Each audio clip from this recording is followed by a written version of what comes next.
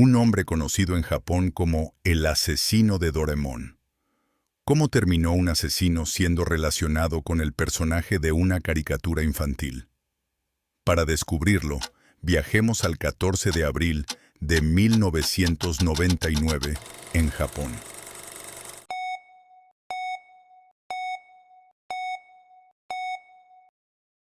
14 de abril de 1999. Ciudad de Hikari, prefectura de Yamaguchi, Japón. Ese día, Yayoi Motomura, una joven ama de casa de 23 años, pasaba una jornada aparentemente normal junto a su hija Yuka, de apenas 11 meses de edad. Como de costumbre, su esposo salió a trabajar, dejando en casa únicamente a Yayoi y a la pequeña. Al caer la tarde, el esposo regresó del trabajo. Pero al entrar, nadie respondió, ni su esposa, ni su hija. Extrañado por el silencio, comenzó a recorrer la vivienda. Entonces, abrió un closet y encontró el cuerpo sin vida de su esposa. En estado de shock, llamó inmediatamente a la policía. Poco después, mientras los agentes inspeccionaban la casa, hicieron otro hallazgo aún más devastador. En el compartimento superior del mismo closet, encontraron también a la pequeña Yuka. Una familia que hasta ese día llevaba una vida completamente normal, había quedado destruida en cuestión de horas. Tras recibir la llamada de emergencia, la policía acordonó la vivienda e inició una inspección minuciosa de la escena. En el interior de la casa, encontraron evidencias de un violento forcejeo. Dentro del closet fueron hallados los cuerpos de Yayoi Motomura y de su hija Yuka. Los investigadores también recuperaron varias pruebas biológicas, además de huellas dactilares que se creía pertenecían al agresor. Asimismo, confirmaron que la cartera de Yayoi había desaparecido, por lo que tampoco descartaron que el crimen hubiera tenido como objetivo el robo. Mientras el equipo forense continuaba con la investigación, la policía comenzó a entrevistar a los vecinos del edificio. Fue entonces cuando varios testigos recordaron haber visto, ese mismo día, a un joven que iba de puerta en puerta diciendo que era un inspector del sistema de drenaje. Sin embargo, lo que cambió por completo el rumbo de la investigación fueron los resultados de la autopsia. Los forenses encontraron fluidos corporales del agresor en el cuerpo de Yayoi y determinaron que también hubo un acto sexual después de su muerte.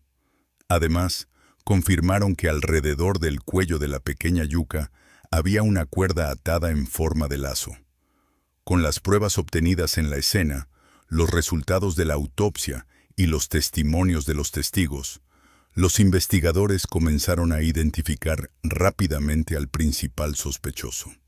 Tras varios días de investigación, la policía señaló como principal sospechoso a Takayuki Fukuda, quien en ese momento tenía 18 años. Después de seguir sus movimientos, el 18 de abril lograron localizarlo en una sala de videojuegos y lo arrestaron en el lugar. Fukuda no opuso resistencia durante su detención y conforme avanzaban los interrogatorios, poco a poco comenzó a revelarse la aterradora verdad de lo ocurrido. 14 de abril de 1999. Aproximadamente a las 2:30 de la tarde. Yayoi acababa de acostar a dormir a su hija Yuka y estaba almorzando tarde. Entonces, sonó el timbre. Al abrir la puerta, encontró a un hombre vestido con ropa de trabajo. El hombre dijo que había ido a inspeccionar el sistema de drenaje del edificio y se presentó como un técnico. Pero no era un verdadero inspector. Era Takayuki Fukuda. Utilizando la supuesta inspección como pretexto, Fukuda logró entrar al departamento y comenzó a observar el interior de la vivienda. Al notar que algo no estaba bien, Yayoi le pidió que se marchara porque no necesitaba ninguna inspección. Fue en ese instante cuando la actitud de Fukuda cambió por completo. y la atacó. El agresor intentó cometer una agresión sexual contra Yayoi. Ella luchó desesperadamente para defenderse. Entonces, Fukuda comenzó a estrangularla, hasta acabar con su vida. Después de matarla, todavía cometió otro acto de extrema crueldad contra su cuerpo. Poco después escuchó el llanto de la pequeña Yuka desde otra habitación. Fukuda la arrojó repetidas veces contra el suelo de la sala y finalmente la asesinó utilizando una cuerda.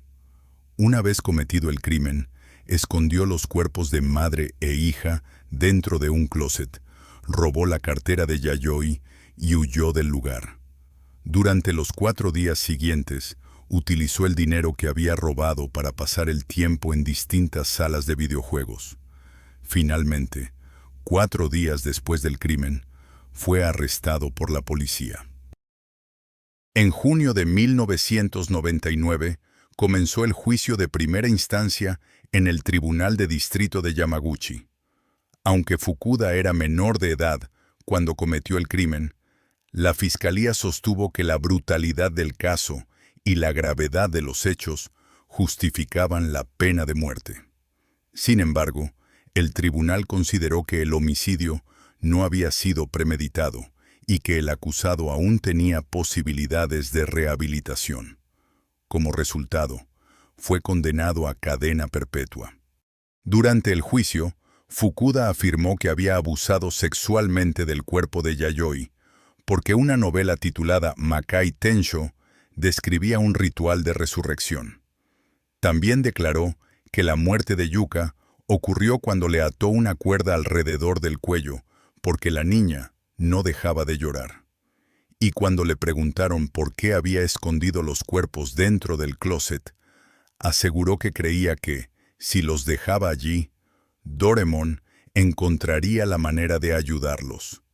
Estas declaraciones, difíciles de comprender incluso para los investigadores, provocaron una enorme indignación en todo Japón. Desde entonces, los medios comenzaron a referirse a él como el asesino de Doraemon. Hiroshi Motomura, quien perdió a su esposa y a su hija en un solo día, no pudo ocultar su desesperación durante una conferencia de prensa. He perdido toda esperanza en la justicia. Liberen al acusado cuanto antes. Yo mismo lo mataré. Sin embargo, el proceso judicial aún estaba lejos de terminar. La fiscalía apeló inmediatamente la sentencia y el caso pasó al Tribunal Superior de Hiroshima. Pero el Tribunal de Segunda Instancia confirmó el fallo del primer juicio y rechazó la apelación de la fiscalía. Finalmente, el caso llegó hasta la Corte Suprema de Japón. La fiscalía sostuvo que las conclusiones de los 2 primeros tribunales, que consideraban que Fukuda mostraba un arrepentimiento genuino, eran erróneas. Para demostrarlo, presentó una nueva prueba. Se trataba de varias cartas que Fukuda había enviado a un conocido mientras permanecía en prisión. En ellas restaba importancia a sus propios crímenes y atribuía la responsabilidad a la sociedad y a su entorno. Incluso incluía expresiones que parecían burlarse de la familia de las víctimas. Para la fiscalía, aquellas cartas demostraban claramente que Fukuda no mostraba el menor signo de arrepentimiento. Después de revisar todas las pruebas, la Corte Suprema concluyó que existían graves problemas en las sentencias anteriores. Como consecuencia, ordenó que el caso fuera juzgado nuevamente por el Tribunal Superior de Hiroshima. El 24 de mayo de 2007 comenzó el nuevo juicio. La defensa argumentó que Fukuda nunca tuvo la intención de matar y que los hechos debían ser considerados homicidio por negligencia. La fiscalía, por el contrario, sostuvo que había actuado con una clara intención homicida y que la única condena adecuada era la pena de muerte. Tras casi un año de audiencias, el 22 de abril de 2008, el Tribunal Superior de Hiroshima condenó a Takayuki Fukuda a la pena de muerte. La defensa volvió a presentar un recurso ante la Corte Suprema. Sin embargo, el 20 de febrero de 2012, la Corte Suprema rechazó la apelación y confirmó definitivamente la sentencia de muerte. En la actualidad, Fukuda permanece recluido en el centro de detención de Hiroshima como condenado a muerte, a la espera de la ejecución de su sentencia. Este caso no terminó siendo solo la tragedia de una familia. Después de lo ocurrido, la sociedad japonesa comenzó a replantearse la protección de las víctimas y de sus familiares, lo que impulsó el fortalecimiento de los sistemas de apoyo a las víctimas y una mayor participación de los familiares en los procesos penales. Además, al confirmarse la pena de muerte para Fukuda, quien tenía 18 años cuando cometió el crimen, el caso se convirtió en un importante precedente que demostró que incluso un delincuente menor de edad puede recibir la pena máxima cuando la gravedad del delito así lo justifica. Aún hoy, este caso sigue siendo uno de los más representativos de la historia criminal moderna de Japón y continúa siendo citado en los debates sobre la rehabilitación y el castigo, la responsabilidad penal de los menores y los derechos de las víctimas. Y hasta aquí el caso de hoy. Gracias por acompañarme en esta investigación. Nos vemos en el próximo caso.